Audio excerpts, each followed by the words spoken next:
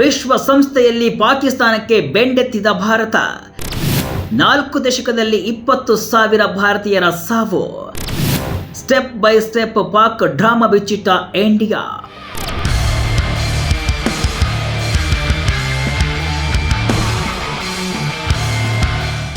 ಜಾಗತಿಕ ಮಟ್ಟದಲ್ಲಿ ಉಗ್ರ ಪೋಷಿತ ರಾಷ್ಟ್ರ ಪಾಕಿಸ್ತಾನದ ಬಣ್ಣ ಬಯಲು ಮಾಡುವುದನ್ನು ಭಾರತ ಮುಂದುವರಿಸಿದೆ. ಸಿಂಧು ಜಲ ಒಪ್ಪಂದದ ಬಗ್ಗೆ ತಪ್ಪು ಮಾಹಿತಿ ನೀಡುತ್ತಿರುವ ಪಾಕಿಸ್ತಾನಕ್ಕೆ ವಿಶ್ವಸಂಸ್ಥೆಯಲ್ಲಿ ಭಾರತ ಬೆಂಡೆತ್ತಿದೆ. ಕಳೆದ 4 ದಶಕಗಳಲ್ಲಿ ಪಾಕಿಸ್ತಾನ ಪ್ರಾಯೋಜಿತ ಭಯೋತ್ಪಾದನೆಗೆ 20,000ಕ್ಕೂ ಹೆಚ್ಚು ಭಾರತೀಯರು ಸಾವನ್ನಪ್ಪಿದ್ದಾರೆ. ಭಯೋತ್ಪಾದನೆಗೆ ಪಾಕಿಸ್ತಾನದ ಬೆಂಬಲ ನಿಲ್ಲುವವರೆಗೂ ಸಿಂಧು ಜಲ ಒಪ್ಪಂದ ಅಮಾನತಿನಲ್ಲಿರುತ್ತದೆ ಅಂತ ಭಾರತ ಖಡಕ್ ಆಗಿ ಹೇಳಿದ್ದು ಪಾಕಿಸ್ತಾನಕ್ಕೆ ನುಂಗಲಾರದ ತುತ್ತಾಗಿದೆ. ಪಾಕಿಸ್ತಾನ ಪ್ರತಿನಿಧಿ ಸಿಂಧು ಜಲ ಒಪ್ಪಂದದ ಅಮಾನತು ಪ್ರಸ್ತಾಪಿಸಿ ನೀರು ಜೀವನವೇ ಹೊರತು ಯುದ್ಧಕ್ಕೆ ಆಯುಧವಲ್ಲ ಅಂತ ಹೇಳಿದ್ರು. ಅದಕ್ಕೆ ಪ್ರತಿಕ್ರಿಯಿಸಿದ ಭಾರತ ಪಾಕಿಸ್ತಾನವನ್ನ ತೀವ್ರ ತರಾಟೆಗೆ ತೆಗೆದುಕೊಂಡಿದ್ದು ಅದರ ಒಂದೊಂದೇ ಬಣ್ಣವನ್ನ ಬಯಲು ಮಾಡಿದೆ.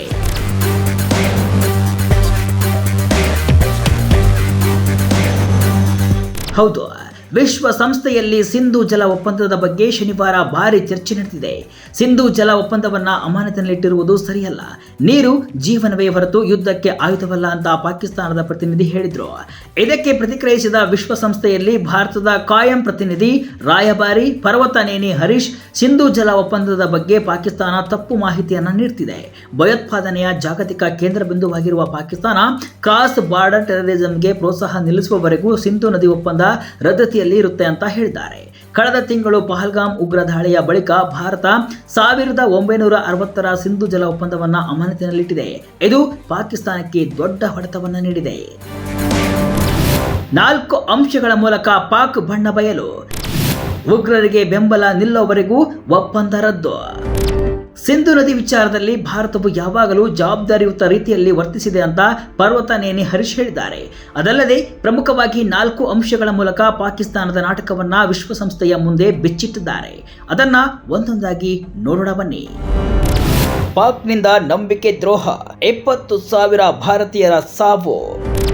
ಮೊದಲು 65 ವರ್ಷಗಳ ಹಿಂದೆ ಉತ್ತಮ ನಂಬಿಕೆಯ ಕಾರಣಕ್ಕೆ ಸಿಂಧು ಜಲ ಒಪ್ಪಂದವನ್ನು ಭಾರತ ಮಾಡಿಕೊಂಡಿತ್ತು.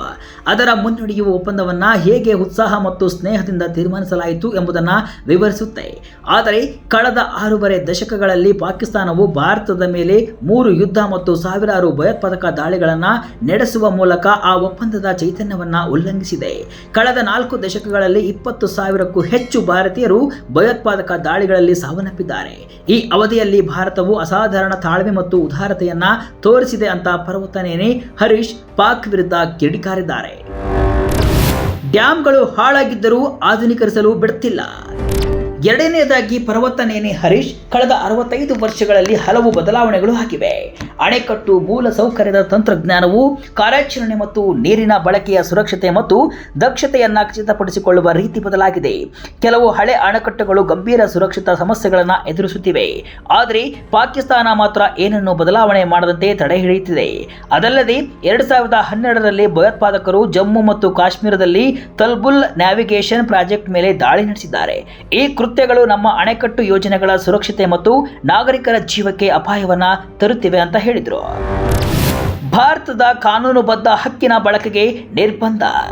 ಸಿಂಧು ಜಲ ಒಪ್ಪಂದವನ್ನು ಬದಲಾವಣೆ ಮಾಡೋಣ ಅಂತ ಕಳೆದ 2 ವರ್ಷಗಳಲ್ಲಿ ಹಲವು ಸಲ ಭಾರತ ಪಾಕಿಸ್ತಾನವನ್ನು ಕೇಳಿದೆ.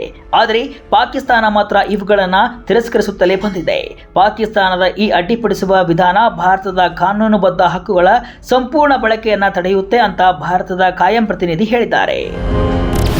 ಉಗ್ರರಿಗೆ ಪ್ರೋತ್ಸಾಹ ನಿಲ್ಲುವವರೆಗೂ ಒಪ್ಪಂದ ರದ್ದು. ಭಯೋತ್ಪಾದನೆಯ ಜಾಗತಿಕ ಕೇಂದ್ರ ಬಿಂದುವಾಗಿರುವ ಪಾಕಿಸ್ತಾನವು ಗಡಿಯಾಚೆಗಿನ ಭಯೋತ್ಪಾದನೆಗೆ ತನ್ನ ಬೆಂಬಲವನ್ನು ನಿಲ್ಲಿಸುವವರೆಗೂ ಒಪ್ಪಂದವನ್ನು ಸ್ಥಗಿತಗೊಳಿಸಲಾಗುವುದು. ಸಿಂಧು ನದಿ ನೀರು ಒಪ್ಪಂದವನ್ನು ಪಾಕಿಸ್ತಾನ ಉಲ್ಲಂಘಿಸುತ್ತಲೇ ಇದೆ ಎಂಬುದು ಸ್ಪಷ್ಟವಾಗಿದೆ. ಪರ್ವತನೇನಿ ಹರೀಶ್ ಪಾಕಿಸ್ತಾನಕ್ಕೆ ಈ ರೀತಿಯಾಗಿ ಬೆಂಡೆತ್ತಿದ್ದಾರೆ. ಉಗ್ರವಾದ ನಿಲ್ಬೇಕು, POK ವಾಪಸ್ ಕೊಡಬೇಕು. ಪಾಕ್ ವಿರುದ್ಧ ಭಾರತದ ಜಲ ಯುದ್ಧ ಕಂಟಿನ್ಯೂ. ಏಪ್ರಿಲ್ 22ರಂದು ಪಹಲ್ಗಾಮ್ನಲ್ಲಿ ನಡೆದ ಉಗ್ರರ ದಾಳಿಗೆ ಸಂಬಂಧಿಸಿದಂತೆ ಪಾಕಿಸ್ತಾನದ ವಿರುದ್ಧ ಭಾರತ ಹಲವು ನಿರ್ಣಾಯಕ ಕ್ರಮಗಳನ್ನು ತೆಗೆದುಕೊಂಡಿದೆ. ಅದರಲ್ಲಿ ಸಿಂಧು ಜಲ ಒಪ್ಪಂದವನ್ನು ಅಮಾನತಿನಲ್ಲಿಟ್ಟಿರುವುದು ಕೂಡ ಒಂದು. ಈ ಮೂಲಕ ಪಾಕ್ ವಿರುದ್ಧ ಜಲಯುದ್ಧವನ್ನು ಭಾರತ ಶುರು ಮಾಡಿದೆ. ಸಿಂಧು ಜಲ ಒಪ್ಪಂದ ರದ್ದು ಮಾಡಿರುವುದು ಆಕ್ಟ್ ಆಫ್ ವಾರ್ ಅಂತ ಪಾಕಿಸ್ತಾನ ಕರೆಯುತ್ತಿದೆ. ಆದರೆ ಭಯೋತ್ಪಾದನೆಗೆ ಪ್ರೋತ್ಸಾಹ ನಿಲ್ಲುವವರೆಗೂ, ಪಿಒಕೆ ವಾಪಸ್ಸು ಕೊಡುವವರೆಗೂ ಸಿಂಧು ನದಿ ಒಪ್ಪಂದದ ಬಗ್ಗೆ ಮಾತನಾಡಲ್ಲ ಅಂತ ಭಾರತ ಸ್ಪಷ್ಟವಾಗಿ ಹೇಳಿದೆ. ಇದು ಪಾಕಿಸ್ತಾನವನ್ನು ಕಂಗೆಡಿಸಿದ್ದು, ಭಾರತದ ವಿರುದ್ಧ ಅವಕಾಶ ಸಿಕ್ಕಾಗಲೆಲ್ಲ ಅಪಪ್ರಚಾರ ಮಾಡಿ ಜಗತ್ತಿನ ಸಿಂಪತಿ ಪಡೆಯಲು ಪ್ರಯತ್ನಿಸುತ್ತಿದೆ. ಆದರೆ ಭಾರತದ ಎದುರು ಪಾಕ್ ಕಾಟ ಮಾತ್ರ ನಡೆಯುತ್ತಿಲ್ಲ.